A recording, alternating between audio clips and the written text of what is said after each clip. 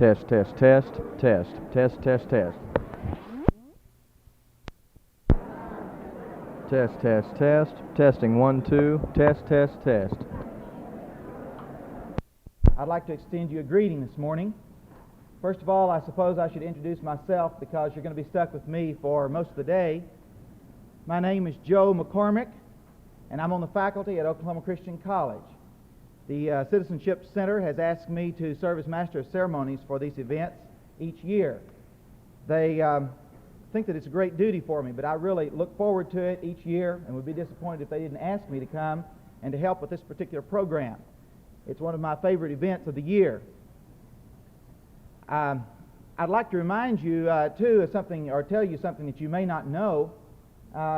You're going to be having some opportunities to speak yourself a little bit later on. We'd like to get everyone involved, everyone who possibly would like to get involved during the day.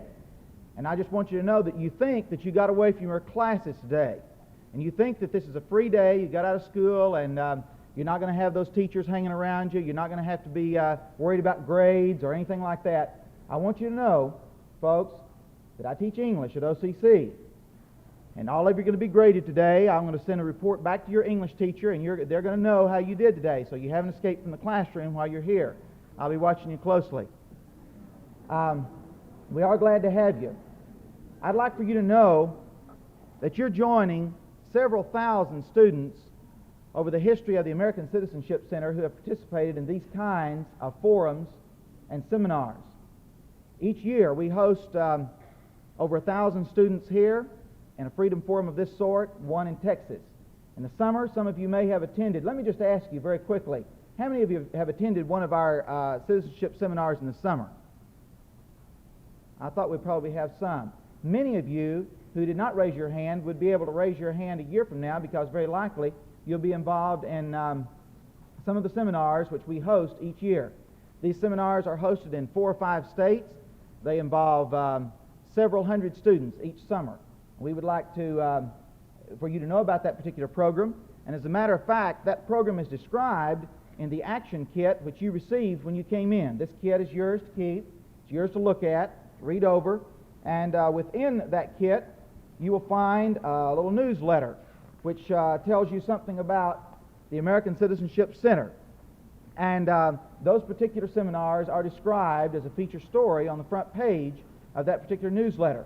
And you may find that interesting to look at some of those articles, read some more about the Citizenship Center. All of us like to be a part of a winning team. All of us are proud when OU is rated number 1 in the nation.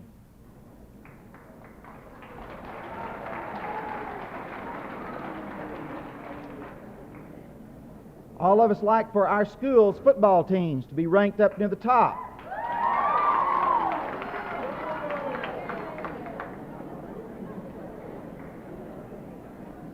I'd like for you to know that in reading through the newsletter that I just described, you will find that the American Citizenship Center is number 1 in the nation. The American Citizenship Center for the past 5 or 6 years consistently has been awarded the first place award for campus work with students in the nation for its work in these kinds of forums and with the seminars which they host in the summertime. They won 1 award in 1963, but since that time they have consistently won the last, I believe, 5 years, number 1 in the nation. They've received the award for campus work, the first in the nation. That's quite an award from the Freedoms Foundation in Valley Forge. We're proud of that record, and we want to continue that record. That's the reason we've invited you here today. We always invite speakers of the very top quality to come and talk to you during this particular time. We hope that each one of the schools and each one of you will be able to stay for every session today. We have 4 speakers. We're going to be beginning with one speaker who is known quite well on the state scene. His name appears on the front page of the Oklahoma City newspapers, I'm sure, as often as any other person's name appears on the front page of the newspapers. That may not be by his choice, but it appears there that often. We're going to end with a speaker of national prominence, a man who is known because primarily perhaps known to you because of his starring role in a television production.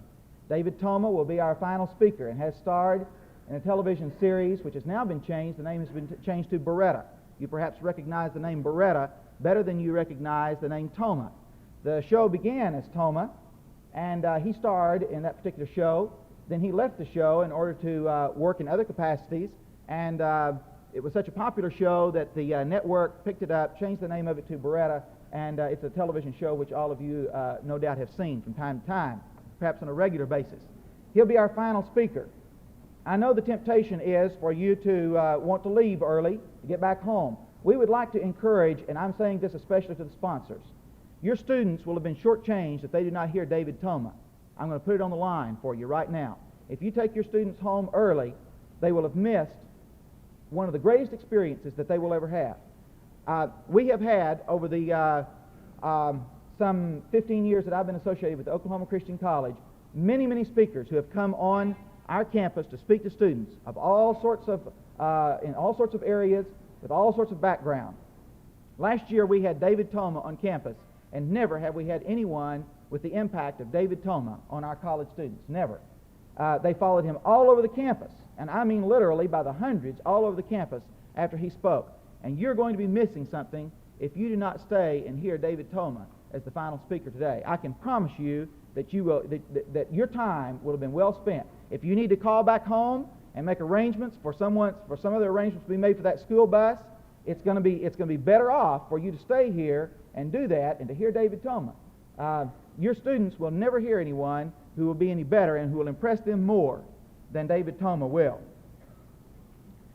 While I'm talking to sponsors, and you students can sort of listen in while I'm talking to them, I'd like to remind you that you are responsible for your students while they're here.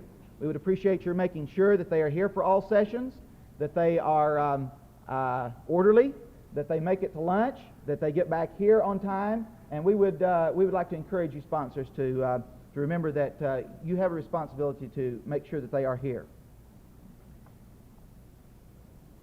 Well, we've already started with a lot of excitement. Hinton's already blown a fuse this morning for us. That we tried to take a picture of them, and somehow they blew a fuse. Hopefully nothing else like that will happen through the course of the day, but you never can tell what's going to happen as we go along. Let me explain to you just a little bit about the format that we'll be following this morning. We have 4 speakers, but they will not be speaking for the entire amount of time which is on the schedule. We have asked them if they would entertain questions from you. That's where you come into the picture. That's where you get to step to the microphone, and you get to put them on the line and ask them questions. You'll see stationed around the hall here 1, 2, 3, 4, 5 microphones. After each speaker has made his presentation, we will then open the floor for questions. And if you will, please step up to one of these microphones. Just remember all those lessons that you learned in your speech class about enunciation and being loud and speaking up. Step up to those microphones and ask your questions, and these speakers will be glad to answer them for you. The only ground rule that we have really about that question and answer period is that you address your questions to subjects which are on the topic in the field of expertise for that particular speaker. You may be interested in knowing who each of these speakers favors in the OSU game this Saturday, but that's not the primary nature of the questions that we'd like to have asked. Try not to get too far afield from what they've been talking about as far as their particular field of expertise is concerned, and they will appreciate that. We have asked one of the students to begin the program by leading us in a prayer. This is a part of our program each year, and we have asked this student to come at this time to begin the program to address us in prayer. This student's name is Darren Green. He is a junior at Living Word Academy, a private school here in Oklahoma City. He's a member of the basketball team, and he's also president of their student council. We're going to ask Darren, if he will, to make his way down here to the platform and lead us in a prayer, and then immediately following his prayer, I will introduce our first speaker.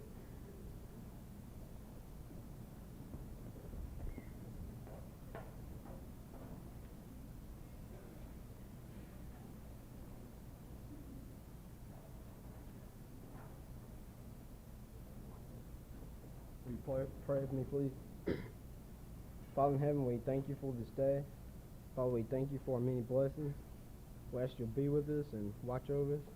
Father, we ask you to be with our government and go with our leaders all over the land and bless us all. And thank you for all the people, Father, who have traveled long distance. Go with them so they can have a safe trip home. In Son's name, amen.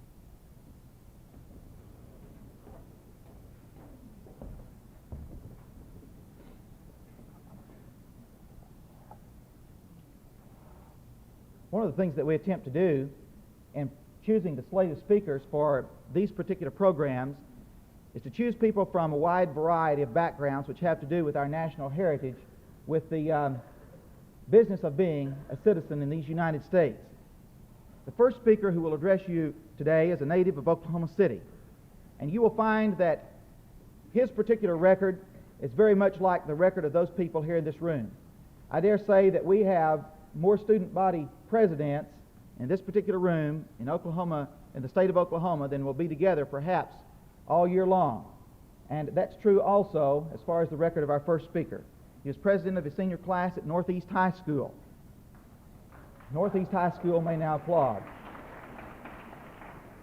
He served as captain of his high school golf team. He attended, for his university training, he attended on a Navy scholarship where he was elected to membership in Phi Beta Kappa. I don't know if that rings a bell with you, but it will after you get in college, because Phi Beta Kappa is the highest ranking of all scholastic honor societies. They have a Phi Beta key as the epitome as far as scholarship is concerned in the United States. Upon graduation from college, he entered the United States Navy as a regular officer. After serving aboard ship, he was assigned as advisor to the nationalist Chinese government on Formosa. In 1960, while a partner in the Crow Dunleavy law firm of Oklahoma City, he was appointed by Governor Boren to the office of District Attorney for Oklahoma County from the death of the incumbent. That date is incorrect, isn't it? That wasn't 1960, because I remember better than that. What was the date? 1976. My notes are wrong, but I know that's not right. 1960 is not right. In 1976, while a partner in Crow Dunleavy law firm of Oklahoma City, he was appointed by Governor Boren to the office of District Attorney for Oklahoma County upon the death of the incumbent. In this capacity, he's made an outstanding record, has drawn much favorable attention for his efforts as a prosecutor. It gives me a great pleasure to present your next speaker, your first speaker of the day, Andrew M. Coates.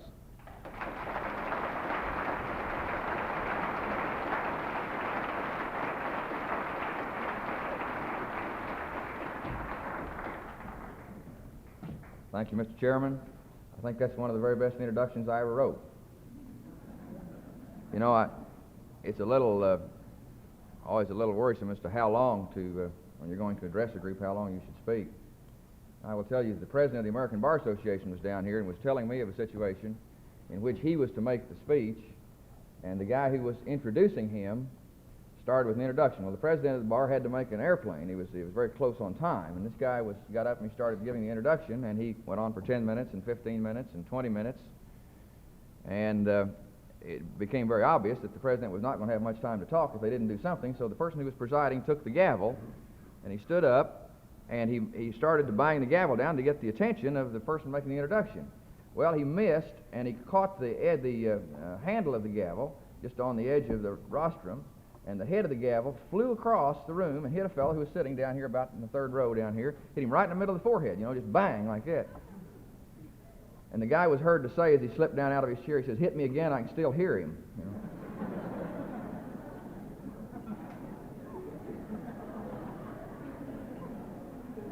I hope it doesn't get that bad around here. I really do. You know, I am a lawyer, and I love the law, and I love my association with lawyers. And some of the great stories I think that I've heard over the years have to do with problems that have happened with lawyers. One of the best ones I recall was a man named Mark Brown, who was a very fine trial lawyer here in Oklahoma County. He graduated from law school back in the Depression times, and things were kind of tough, and he managed to get a little office for himself in the Cravens building over here. It was called the Perrine building at that time. And just one little office, and he didn't even have an office for a secretary, I think just his own little office with a desk in it, and he had this frosted glass on the door. And so he passed the bar examination, and he got sworn in, and he goes to his office on the first day, and there's nobody there. You see, and he's sitting there, and he has a telephone and 2 or 3 legal pads and a couple of law books, and nothing happens, you see. And he sits there a little while, and finally he looks up, and there's a shadow that he can see on the glass at the door. And he doesn't want to just be sitting there when the person walks in. So he reaches over and picks up the telephone, and he starts making some notes, and then as this person comes in his office, he motions him to a chair and says, sit down. And he says into the telephone, he says, yes, he says, I believe I can handle that case for you. He said, of course, I've got a lot of business, and I'm pretty busy, and I wonder, the fee would be, he quoted a fee to him, if you'd send that down. He says, I believe I could work that into my schedule and handle the case for you. He says, thank you very much, and he hung up. And he turned around to the person who was standing there, and he said, may I help you? And the guy said, yes. He says, I'm from the telephone company. I've come to hook up the telephone. He said that was the most embarrassing moment of his whole life. And I can understand how that happens. In the law, and I think you can understand as a matter of history how this developed, we really have two very strong and very clear branches. We have the civil law, in which it is the responsibility of the courts to settle disputes between citizens. You see, this whole concept of the civil law, the common law is part of it, which we can talk about in a minute, but it grew together as sort of the lubricant by which we in society can live together. You get into a dispute with your next door neighbor over the boundary of your property, or whether your driveway is on his property or not.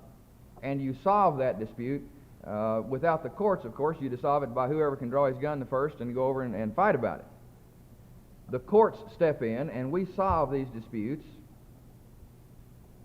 by going to court on the civil side, by one person suing the other person, and the judge and the jury and the process resolving that dispute. You see, all we do as lawyers, all the judges do as judges, on the civil side of the docket, really, is to try to settle disputes between people so that they can live together in some harmony. And the alternative, of course, is social disorder. On the criminal side, and I might say that I was for 15 years primarily in the trial of civil cases. More recently, in 1976, I got into the criminal side, and of course that's where I want to really address my remarks today. But I think you have to think of it this way. The civil law is sort of a horizontal thing, person against person, citizen against citizen. The criminal side works somewhat differently than that. The criminal side, of course, is the government, the state, against a person. The state determines through its legislature and its legislative process what laws we should have to govern society in an orderly manner. The legislature enacts those laws, then they establish and fund law enforcement agencies and prosecutors to enforce those laws. I think there is probably more misconception and misunderstanding as to how this works than probably any other phase of our citizenship, any other phase of our understanding of the law. Because here's what happens. Police officers, prosecutors, judges, we don't decide which laws are to be enforced.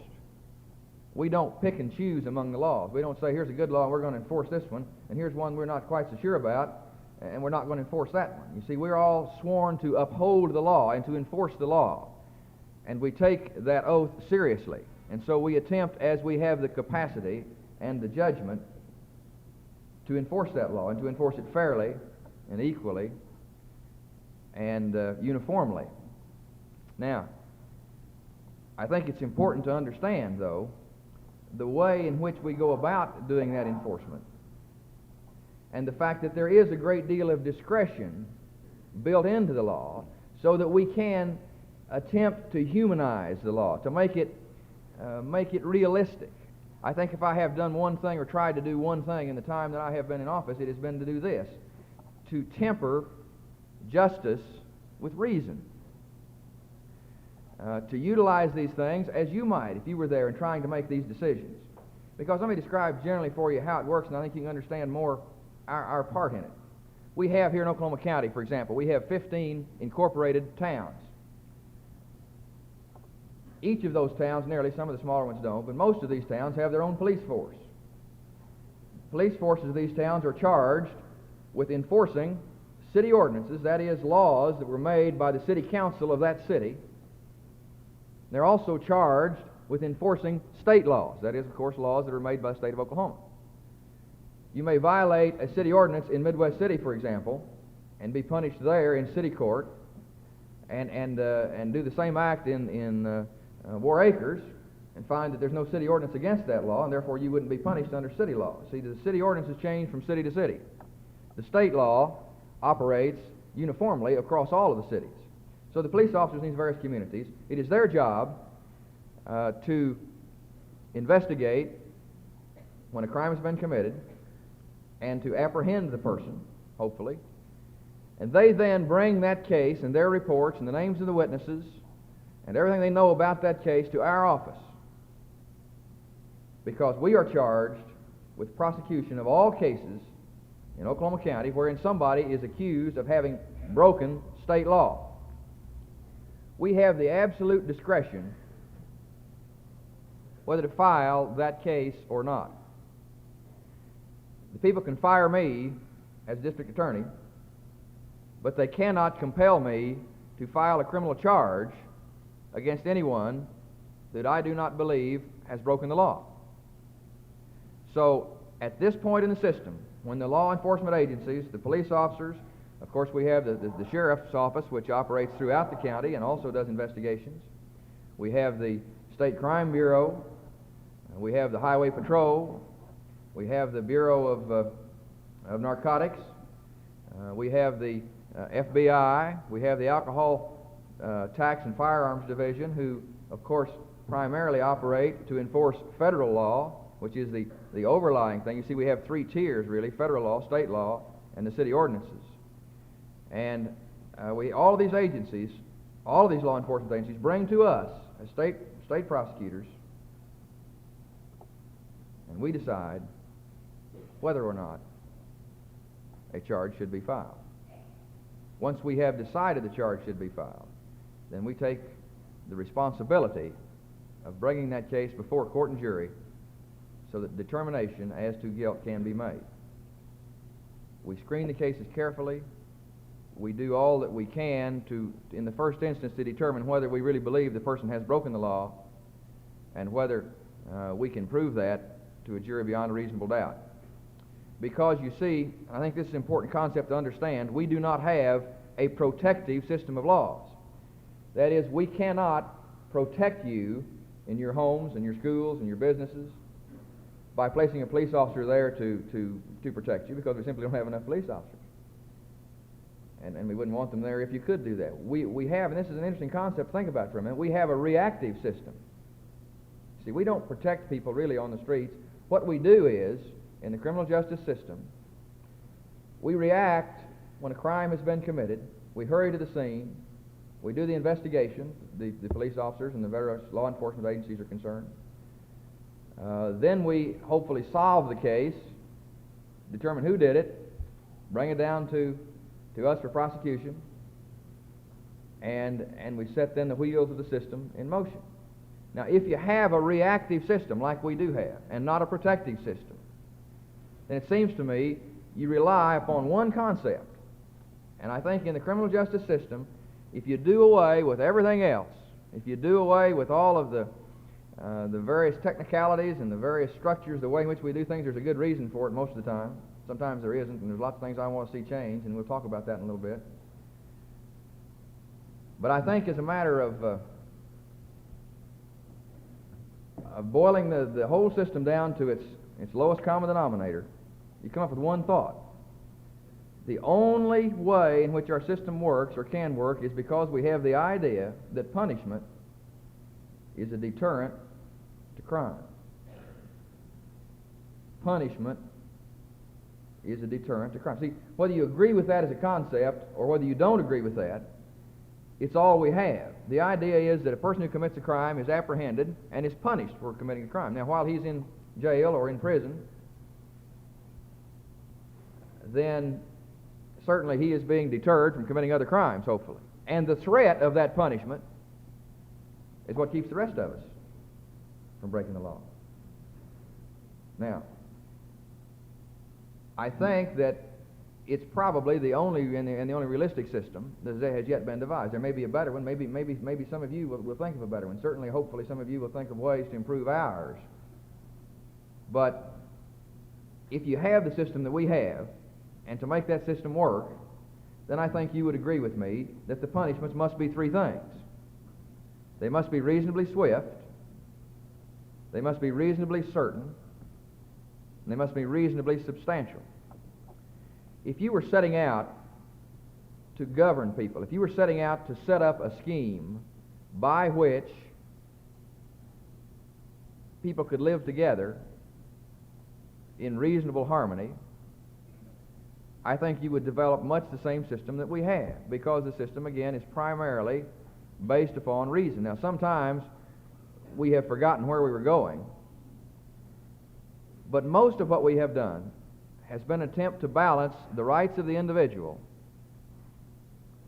until we are certain that he has or she has committed the crime, against, on the other side, the necessity for protection of society. So, let's talk a little bit about these three ingredients. Do you remember when you were younger and you did something you shouldn't? The idea that you might get a spanking for it was the thing that probably deterred you from doing it a lot of the time. Now, the fact that you would get the punishment immediately or almost immediately was very important. You see, if you knew that you wouldn't get punished for it for a year, you know, there's not a whole lot of reason to go ahead and try it and see what happens. Who knows what's going to happen in a year? Well, that's the same thing we have in our system. If we don't prosecute the cases with reasonable swiftness, if punishment does not follow reasonably swiftly, then punishment is not much of a deterrent. Let me give you some examples of that. Las Vegas, Nevada is a city that we use sometimes for comparison, not because they have the gambling there so much, but because they're approximately the same size as Oklahoma City is. They have twice as many prosecutors as we do. I have 25 assistant district attorneys on my staff. They have 50 there. They handle almost the same number of felony cases we do. There, a person commits a crime. It takes 2.5 years to bring the case to preliminary hearing, which is the first hearing you have in a criminal case, and it's a hearing before a judge for the purpose of determining whether there is reasonable cause to believe a crime has been committed. It takes 2.5 years to do that, and about 9 months to a year thereafter before the case is even brought to trial. Do you see that if we tell people you can break the law and nothing at all will happen to you for at least 3 years, see, there's not much deterrent there. So you have to move the system. The first thing we have to do to make the system work well, it seems to me, is to make it move swiftly. And we're doing that now in this county. We are approximately 58 days from time of filing charges to time of disposition. That's fast any place in the country. So I think as far as swiftness is concerned, and we're doing a pretty good job. We hope to do better, but there has to be some safeguards or some that everybody has to get ready for trial and all that sort of thing has to go on. So the swiftness part of it is being met to some degree, I think. Certainty. You see, if there was a good chance when you did this thing, whatever it was that you weren't supposed to do, if there was a good chance you wouldn't be detected for it, nobody'd find out about it, well, of course you were much more apt to do it, maybe, than you otherwise might be. So the second ingredient we talk about in the system is that of certainty, the certainty of punishment. Now, this, of course, covers two of the aspects of the system. First of all is the actual investigation. I mean, somebody's got to go out, somebody's got to solve the case, somebody's got to investigate it, somebody's got to figure out what happened. I really have been pleased, and one of the good things that's happened to me since I came into this office is getting to know and getting to work with the law enforcement officials. For the most part, they really do a good job, and they really try hard to do a good job, and they work lots of extra hours, and they work well, and they work with dedication. And I have been proud to be able to work with and to get to know the various police officers and the various detectives that we work with. So it's important, and I think we must make a commitment as a people and as a nation to be sure that our law enforcement people are the best we can have in terms of training, in terms of equipment, in terms of skills, so that they can do the best job and they can be people that we can look up to and admire, and that's such an important part of what we do. But anyway, they do a good job, and they do clear quite a number of cases. Now, The second phase of that certainty, though, comes back to me. I mean, that's my responsibility, to be certain when we file a case, or reasonably certain when we accuse somebody. See, just the fact of accusing somebody in the press or in the media, it comes out that somebody has committed a crime. You see, that's a pretty serious thing. And it's a responsibility we take seriously. We don't file cases, as I indicated to you earlier, unless we feel reasonably comfortable we should file them. Because, how would you like to see your name on the front page of the paper having been accused of some very serious crime? Obviously, it'd be very embarrassing to you and your family and that sort of thing. And even if you were subsequently acquitted of the charge, the fact that you have been accused remains in people's minds. You see, they remember that long after they remember everything else about you. So we do not accuse people lightly. We take that very seriously. But once we have accused them, once we believe that they have done the deed, whatever it was, once we believe they have broken the law, then we must, I think, do a good job as far as prosecution is concerned. Now, under our system, and here's something that's not widely understood but should be, and we talk about plea bargaining. Boy, it has a bad sound to it. You know, plea bargaining really sounds like something you do if you're trying to buy an automobile or something, and you bargain back and forth, say, I'll give you $4,000, and the guy wants $4,500, and that sort of thing. You see, and it doesn't work that way.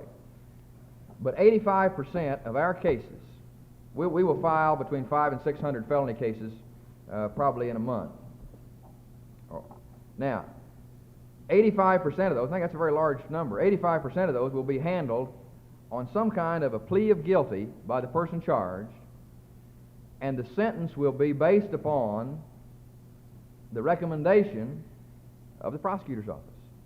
So in that sense, we as prosecutors do more or render more justice or maybe injustice than do the courts.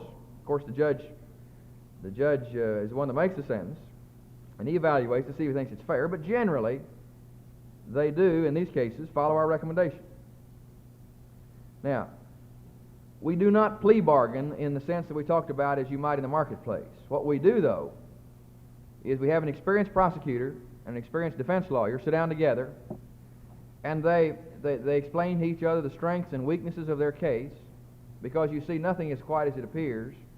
You can say, gee, I think this guy committed a murder, but thinking that he did it and being able to prove it beyond a reasonable doubt is something entirely different. And obviously, if the only witness to the crime is somebody who himself has been in the penitentiary 2 or 3 times, then the jury's not going to think well of your main witness who saw it there, and they may not believe him. If they don't believe him, then obviously you can't obtain the conviction. So all of these factors have to be considered.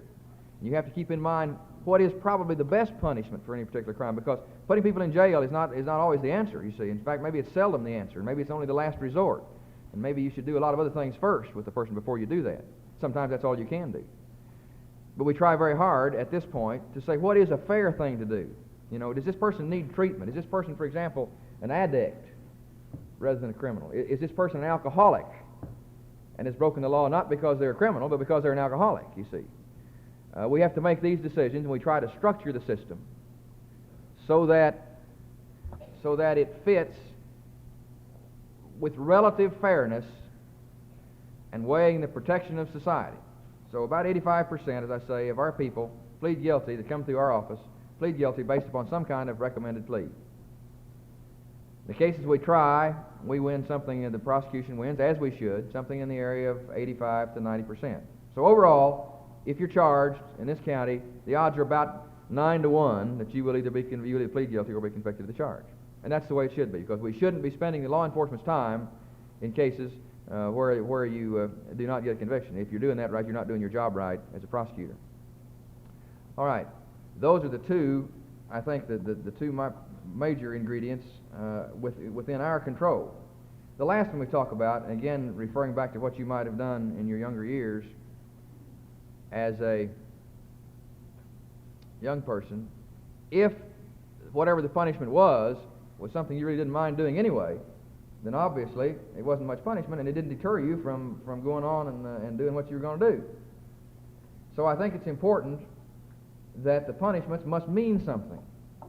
And of course, here is where we have come into our problem. Do you know that 63% of our more serious crime is being committed by the same people? It's being committed by the 4th and 5th and 6th and 10th persons who committed felonies. And so we have great concern about these. And you folks will very shortly be sitting as jurors in cases. And under our system, the juries in cases that are tried determine the punishment. Juries decide how long someone goes to the penitentiary for, or what the punishment should be in a proper case. The judge has the right to review it, suspend part of the sentence if he thinks it's not proper. But primarily, you folks, as jurors, will be deciding what punishment should be meted out. And these are heavy decisions, and you will agonize over the question at times of the guilt of the person, and you will agonize sometimes over the question of what the punishment should be. But I think the problem with our system, and the major problem we have in the criminal justice system, has to do with two very important aspects of the system: the way in which you serve time in the penitentiary, and the parole system that we have. And I'm going to comment briefly about each of these. Let me tell you this: there was a fellow who had the same name I did. His name was Coates, and he was a robber. He did have a tendency to rob folks of various degrees of money, and he put the word out up in the county jail that he was related to me, and therefore he was going to get some kind of special deal. And so because he did that, I tried his case myself, and the first jury that came back decided that his punishment should be life in the penitentiary plus 20 years. And the judge, when he came upon the sentence, said to him, and I don't think the judge intended it to be humorous, but it really kind of was. He said, "Now, I don't know how you're going to do life plus 20 years. He said, but I want you to go down there and try. I want you to do the very best you can to serve that time." I don't think the defendant took very much comfort in that, but indeed he did go down there. But you see, the jury, bringing about that sentence, the jury was saying to us, said, "Look, we think this person is so dangerous that we really don't want him back here anymore. We think that the things he has done, and the fact that he has done it for 7 or 8 times, and the dangers that's involved with to society in him is such that we simply can't afford to have him with us anymore." They tried his companion, and in another case, and the jury gave him 999 years in the penitentiary. You see, again, it's obvious that he can't do 999 years in the penitentiary. But the jury is saying, as clearly as they can, again, this person is so dangerous that we don't want him back here anymore. Now, what's happening to us is that those who break the law regularly know things about the system that most of us don't know. For example, in the penitentiary now, under current Oklahoma statutes, incidentally, I'll tell you this too. I went down to the penitentiary and went through it. We were sending people down there, and I thought I ought to go see what it was like, and I went through it from every angle, and frankly, I served in the Navy on ships that I thought were worse, but in any event, I did go through it, and I think the Warden Crisp down there has done a wonderful job as far as bringing it back from where it was in the days of the riots back in the late 60s and early 70s. And some indications in federal court to the contrary. I think they are making real progress in making it an inhabitable situation. But I went through the ladies' facility. They have a separate prison, and I went through the women's facility, and I was walking along with Warden Crisp, and I never was upstairs in a sorority house, but this is sort of what I gathered it might be like, because there was a hallway and there were little cubicles kind of off of each of the hallways. And as I walked along, I said, "Warden, how do these ladies get any exercise?" And he says, we go out, we have a field out here, we go out and play some softball, and we play some volleyball, and then we run some laps. And as he said that, he passed, there was a little gray-haired lady sitting right beside the door of her little room, and he said, "Except Granny here," and he says, "Granny doesn't run anymore." I'll never forget, this little gray-haired lady looked up at him, and she said, "Warden," she said, "you show me that front gate, and I'll show you some running." Now, I guess it's important to maintain your sense of humor wherever you are. But in any event, what happens is, under the present system, is that the sentences have no meaning because of the way in which both the corrections thing and the parole system work. And I'll tell you just a minute about a couple of them. If you are in a work program, if you go to the penitentiary, you're in a work program, or you study something, then you receive a day's credit against your time for every day you do that. So you can serve a year in 182 and a half days. If in addition to that you give blood to the American Red Cross, you get additional 80 days credit for it. So you can serve a year in 100 days. Now, if you're not only so bad that we've got to put you in the penitentiary, and incidentally we seldom do that on anybody who's a first offender, you try to do all the other things you can to work with them to see if you can't put them under some sort of supervision or put them back into some sort of program which would work them back into society before sending to the penitentiary. But if you can't, and they have to go to the penitentiary because of what they have done, and they're so bad we have to put them there, and then they're so bad after they're there that you have to put them in what's known as the administrative segregation, that is the part where they put those who are difficult to deal with, you can receive 260 days credit for every day, for every year that you're there. So in effect you're receiving a day and a half for every day you serve. In addition to that, if you give blood to the American Red Cross, then you can serve a year in 25 days. You get the 80 days credit on 260, so you serve a year in 25 days. Now you see, most of y'all didn't know that, but most of the people that have been to the penitentiary a couple times, they do know it, you see. And so you can do 3 years, you can do 5 years in the penitentiary in roughly 18 months, flat time. You can do 10 years in the penitentiary in roughly 3 years. So when a jury agonizes over whether to send somebody to the penitentiary for 5 years or not, they don't know that they're really talking about 18 months. And the last 5 cases I have personally tried, the juries have sent us a note and says, what does it mean? You see, what does it mean when we say we're going to send somebody to the penitentiary for this many years? What will they really do? And we can't tell them. And what a silly thing it is, among silly things that we find in the system, and there are silly things there, what a silly thing it is to trust people to tell us whether the guy is guilty or not, to trust people to tell us whether the person, how much time they should spend in prison, and yet not tell them what really is going to happen when they do. And I think we must, in bringing some reason to the thing, trust the decision makers with enough information to let them make the decision advisedly. I think we must do that. Now I'll talk a minute about the parole system, and this is the silliest system. If you're going to set out to devise a silly system, I believe this is the silliest system that anybody's ever devised. I'm not talking about the people. Now, the parole board is made up. Well, let me give you just a minute of history about it. The idea was in the old days that any crime that happened was a crime against the king. Remember when you had a king, he was the government, and so any crime you made was a crime against the king, okay? Well, we don't have kings anymore. Sometimes our politicians act like it, but they really aren't kings. And so what you have is you have the state up there. Well, if the crime was against the king could then pardon you any time he wanted to. He could say, okay, you're forgiven, now go free. Or he could parole you, and the parole goes back, it's a French word meaning your word. And the idea of parole was, look, I will give you my word that either I won't escape or that I won't commit crimes anymore, and therefore we will let you have the run of society. And we will watch you, but we will let you, we will believe you now that you're okay and you're not going to break the law anymore. So that is where the parole system came from. It came from the idea the Pardon and Parole Board is an extension of the arm of the governor, of the executive branch of government, and its obligation is to screen persons who are in prison to determine whether or not they should be returned, to society. And they recommend to the governor, and the governor approves it. The Pardon and Parole Board is made up of 5 citizens who have had no previous training in corrections or parole, who are selected at random from society, generally somebody who has contributed to a campaign and wants some kind of government position. They are appointed by the Court of Criminal Appeals, appoints one, the State Senate appoints a couple, and the governor appoints a couple of them, and they go and they meet every month, and they have a long docket, and they review people who come before them. Now, despite rumors to the contrary, everybody in Oklahoma law is eligible for parole the first day they walk in McAllister. There was some idea somewhere along the line that you had to serve at least a third of your sentence before you were eligible for parole. That's not true. You are eligible the first day you are there.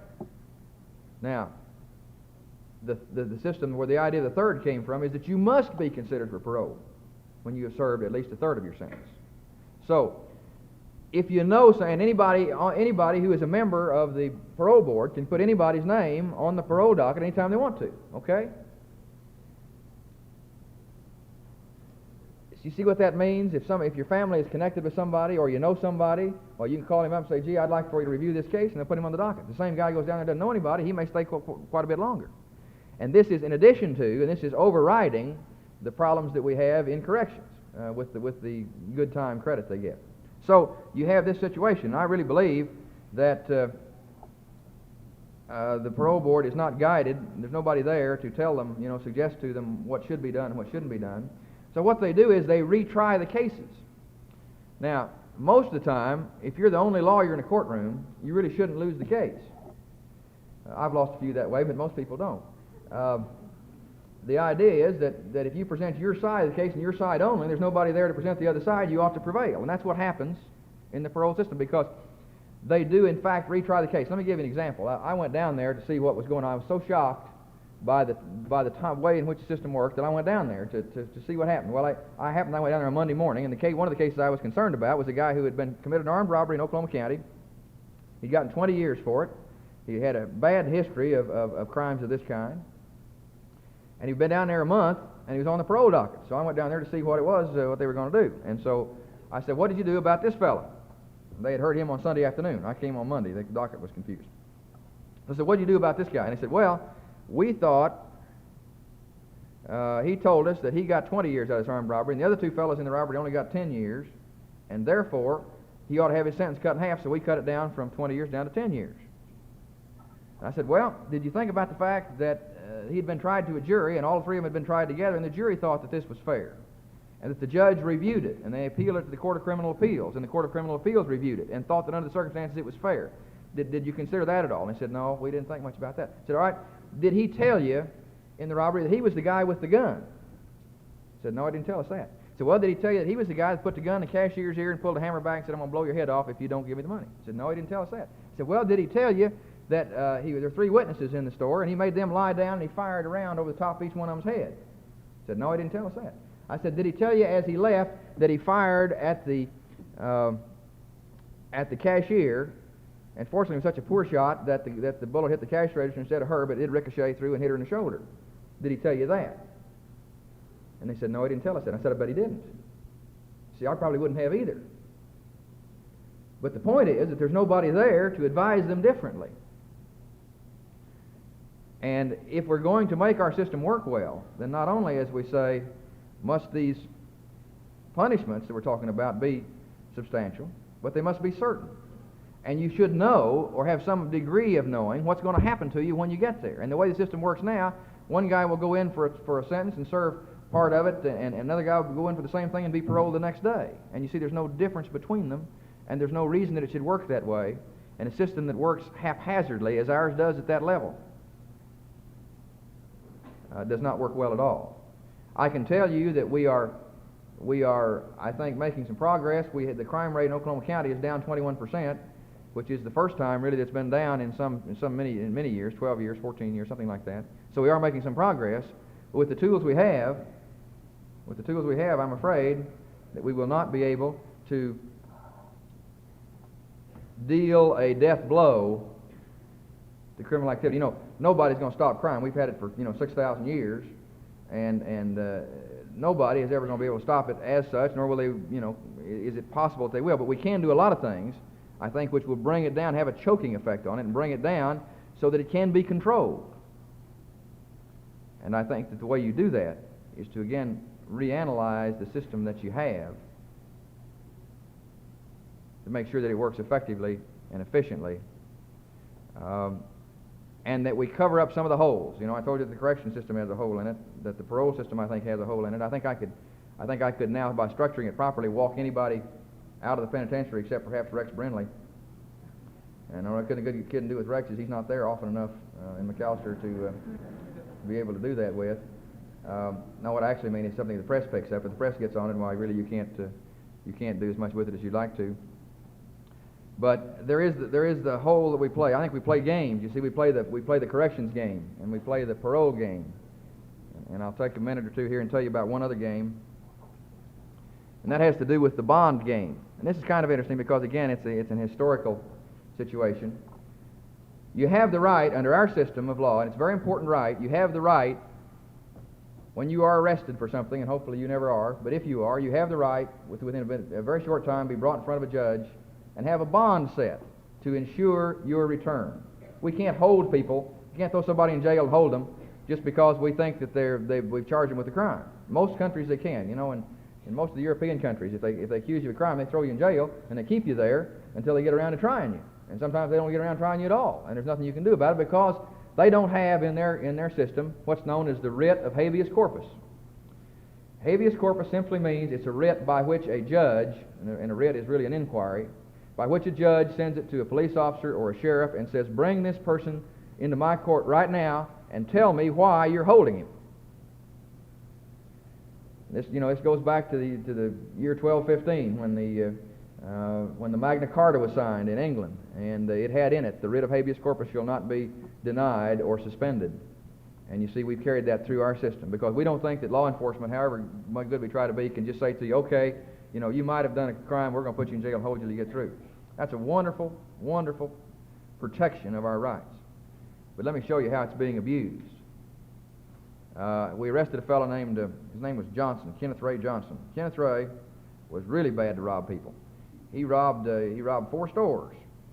And so we arrested him for it, and he was brought before a judge, and the judge sets his bond at that point. He says, all right, now we're going to put up amount, you're going to have to put up an amount of money so that you will be assured of coming back on the day you're set for trial. And he set the bond at $60,000. Well, Kenneth Ray hadn't gotten enough out of any of those robberies to pay that kind of a bond. But here's what happened. You can make a $60,000 bond for $6,000. That's the premium. It's like an insurance policy. You take out an insurance policy, you take out a $100,000 policy, and it costs you maybe $1,000 a year or whatever to pay the premium on it. Well, the same way true with a bond in a criminal case. You can put up a bond, surety bond, that you'll return. So we have bondsmen, and bondsmen went to Kenneth Ray Johnson, and he said, okay, if you'll give me $6,000, I will post your bond. Now, I was not involved in that conversation, but the bond was set on like a Tuesday. The bondsman posted bond for Kenneth Ray Johnson on Wednesday. On Thursday, Kenneth Ray robbed the Newcastle Bank. Now, the Newcastle Bank had in it some money that was traceable by the FBI. And so they immediately investigated the case, and they started tracing the money and put the alarms out through the federal system, through the banking system for this money. And sure enough, $6,000 of this money that was taken turns up in the bank account of his bondsman. Now, that wasn't too much of a surprise for me or any of the rest of us because we understand that's the way it works. You see, the bondsman knew that Kenneth Ray Johnson wasn't going to work in a TG&Y store to make that $6,000 to pay for the bond. This guy is a long-time professional armed robber. And what's he going to do to get $6,000? Well, he's going to go rob somebody to get it, you see, and pay the bondsman off with it. And an extraordinarily high percentage of our crime is being committed by people while they're out on bond for another charge. Now, so you see what the dilemma you're in. You have a right, you have a fundamental, important, constitutional, historical, guaranteed right that nobody would change, I think, who reasons about it. On one side saying, no, we're not going to hold people while they're accused of crime. And yet we have on the other side people committing terrible crimes while they're awaiting trial on other terrible crimes. So how do you balance that? You see, what do you do? How do you make that make any sense? Well, it seems to me you do one very simple thing. And most of these things can be changed a little bit within the system. You see, within the system, and make it work. All you have to do really is say the bond, if you commit another felony while you're out on bond, the bond is forfeit. His bondsman might risk $6,000 on Kenneth Ray, but he's not going to bet you $60,000 that when Kenneth hits the street, he's not going to rob somebody. You see? Now, for you, he would, because he said, no, you're probably a good person. You've done one thing wrong, but the odds are not that you're going to go out and commit another felony while you're waiting trial on this one. But it seems to me that that's what you do. You make it expensive if a guy's going to commit a crime while he's out on bond. You see, you change it a little bit. You keep the system itself. I don't know, if you have traveled much in the country, I think you realize that what's happening to us in some parts of the United States is that the people are effectively turning the streets over to criminals and locking themselves in their houses and their businesses. And that's a rather frightening thing. You go to New York City, for example, and you find there that the people have 4 locks on their doors and bars on their windows. You see, and they don't walk the streets much at night. They take cabs. When I was growing up here in town, my grandparents, I don't believe they even had a lock for their house. I don't think they ever did lock it up. And now we're beginning to do the same thing. Do you see that? You see that we're beginning to barricade our houses, and we're going to be locking ourselves in because somebody's going to rip us off, or somebody's going to attack us, or somebody's going to do some other thing to us. You see that we're beginning to do the same thing. And you know what that means? it means that we're accommodating ourselves to live with fear.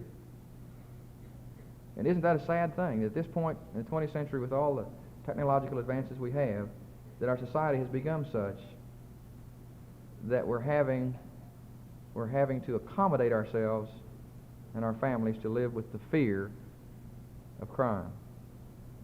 And I think it's so important that we take the system and make it work, because you see, in the system we're walking down a kind of a narrow line.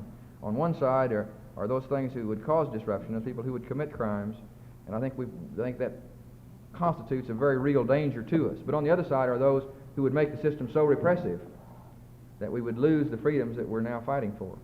And in a very real sense, we are fighting for them. So I think we must, and you must, analyze the system as you understand it. And you must recognize when changes are needed to make the system work fairly and efficiently and effectively. And you have that opportunity. You know, I don't know how many of y'all read Peanuts, but there was one recently where Snoopy was walking along and he was really downcast, and he said, you know, I don't know why it is that some of us are born people and some of us are born dogs. And in the next scene, he's even more downcast, and he says, you know, it's really just not fair. And in the last little square, he's dancing around. He says, fortunately, I was one of the lucky ones.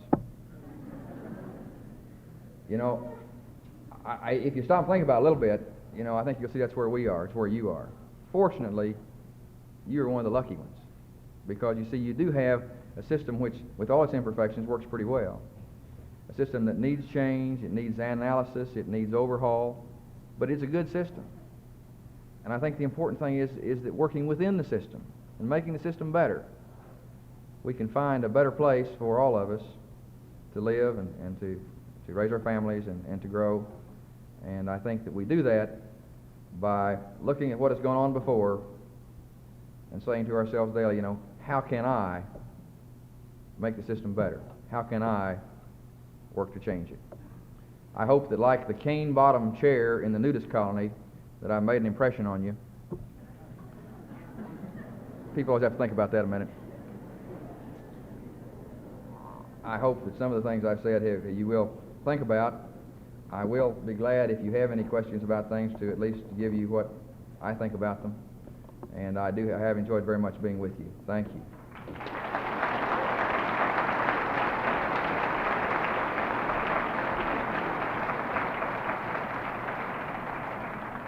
We have about 15 minutes for questions, so if you'd like to address Mr. Coates with a question, if you'll step up to the microphones and address him at this time. This one over here is dead, so you'll have to step to one of the others.